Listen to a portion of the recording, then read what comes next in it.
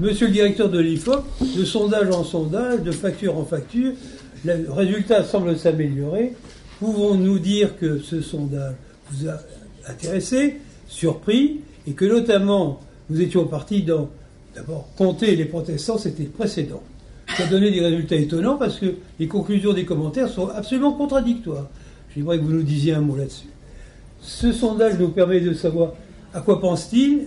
On avait voulu savoir qui était dans ces manifestations. Maintenant, on se demande qu'est-ce qu'on va leur dire pour les élections municipales. Et pour nous, les parents des associations familiales protestantes, c'est que faire.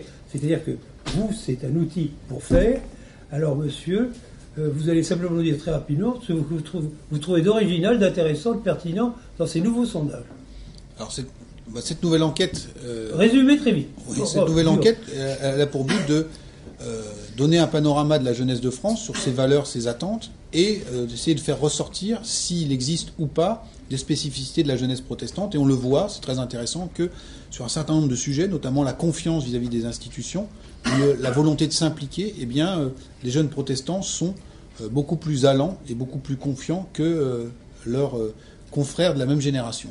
Alors pensez-vous que ce travail de ce sondage va nous aider à être plus intelligents pour répondre à la question de la vocation et de la situation du protestantisme en France? Parce que c'est ça le point de départ de tout ça. À quoi ça sert qu'il y ait les protestants? À quoi ça sert la réforme? On peut dire que c'est ridicule. On peut dire que peut-être c'est un petit grain de sable dans le système. Alors est-ce que vous serez plus intelligent? Je l'espère. En tout cas, mieux informé. On va vexer personne. Mieux informé. Là, je suis allé assez vite, mais il y a une masse d'informations considérable dans cette enquête. Je pense qu'il y aurait toute vocation à la diffuser largement. Et puis encore une fois, ça donne quand même un certain nombre de pistes de réflexion et aussi d'opportunités, puisqu'on voit que vos jeunes, semblent plus allants et plus partants pour s'impliquer à différents niveaux, et qu'il y a un degré de défiance qui est moins fort que dans l'ensemble de cette jeune génération. Eh bien, monsieur le directeur, c'est très encourageant pour les travaux que nous allons engager sur le terrain et sur place. Nous savons de quoi nous parlons. Et donc, je vous en remercie beaucoup. Maintenant, nous passons à la discussion. Vous allez nous présenter les résultats. Et je demande à l'Assemblée, qu'on va filmer, qui représente des responsables se réunissant pour converser. C'est une convention. On ne décide pas, mais on s'informe, on essaye de comprendre. On était parti sur des idées.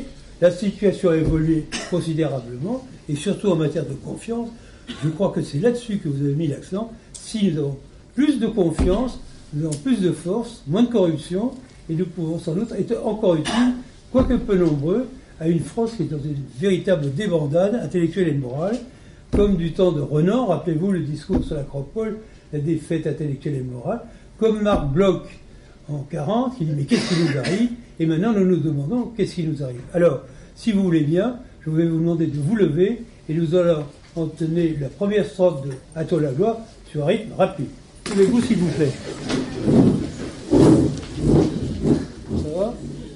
À toi la gloire, ô ressuscité, à toi la victoire pour l'éternité,